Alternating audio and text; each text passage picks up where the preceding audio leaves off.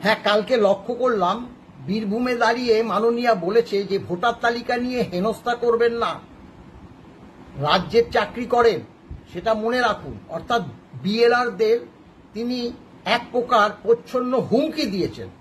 এটা অবশ্য মাননীয়ার চরিত্রই যে সরকারি কর্মচারীদের হুমকি ধমকি দিয়ে তিনি তার কাজটা করিয়ে নিতে চান। কিন্তু একটা কথা তো ঠিক যে সরকারি কর্মচারীরা সরকার বা অন্যান্য যে সংস্থা অর্থাৎ এই নির্বাচন কমিশন তারা যখন তাদের কাজের জন্য সরকারি কর্মচারীদের ইনভলভ করে, সেক্ষেত্রে তারা যে নীতি নির্ধারণ করে, সরকার বা এই যে নির্বাচন কমিশন যে নীতি নির্ধারণ করে সেগুলোই তো ইমপ্লিমেন্ট করবে এবং সুষ্ঠু মতো করবে। সেটা রাজ্য সরকার এবং মাননীয় মুখ্যমন্ত্রী এইভাবে হুমকি দিতে পারেন? এবং তিনি কি বলেছেন, বাংলার নাম বাদ দিয়ে দেখুন না, বাজিয়ে দেব দামামা। কি ভাষা!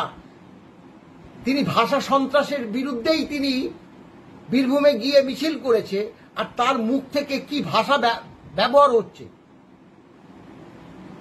আর যেটা বলি, মাননীয় বিরোধী দলনেতা মাননীয় শুভেন্দু অধিকারী যেটা বলেছে, সত্যি কথা বলতে কি, এই যে ডমিসাইল সার্টিফিকেটটা বাম আমলে একদম খোদ রাজ্য সরকার এবং